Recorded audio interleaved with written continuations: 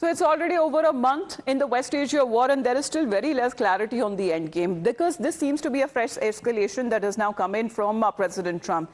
Now he has openly issued a warning, a threat to Iran's energy and water infrastructure, that if you don't open the Strait of Hormuz, then there would be consequences. Because he says if a deal with Iran to end the war and reopen the crucial Strait of Hormuz is not reached soon, then there would be consequences. Because President Trump has also claimed that great progress has been made in talks with Iran. In fact, he's also repeated his threats of bombing major fuel hub of the Kharg island, which supports nearly 90% of its structure as far as oil energy is concerned to Iran. So let's take a look exactly what does it mean. As far as this latest warning that has now come in from President Trump, he's been warning of further escalation. And the warning clearly says that if a deal to end the war is not reached soon, if Iran does not reopen the Strait of Hormuz, then the threat would be Iran's energy infrastructure, and that would be obliterated and that would be destroyed. He says that Iran's water infrastructure would be targeted next, and they will strike Kharg Island if demands are not met. And this is coming in from the President of the United States of America.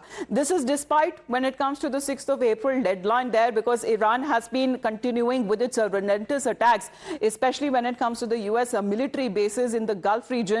And as far as the Strait of Hormuz is concerned, it continues to be blocked by Iran. There have been multiple tankers as well that have also been hit in part of these retaliatory strikes that has been carried out by the Iranian forces. Now, while on the other hand, Iran has outrightly rejected Washington's proposal.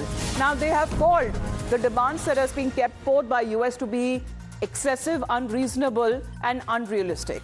Iran has also warned that it is ready and waiting for the ground invasion if the US progresses further when it comes to this possibility of boots on the ground. Then it says that it is ready to welcome them in the region in a sarcastic jibe that what we are looking at. Well, deal or face strikes is what President Trump says. Iran, however, says we do not agree to your terms and conditions because we were the ones who were attacked. We did not lead the attack. However, Iran on its own has set a different set of conditions altogether, especially when it comes to the appeal that they have been making to the Gulf nations that they should get rid of the US forces of their bases as well, because US at the end of the day is not coming out to shield them or to protect them. And at the end of the day, Iran shares so-called brotherly relations with all of the countries in the Gulf, including that of Saudi Arabia.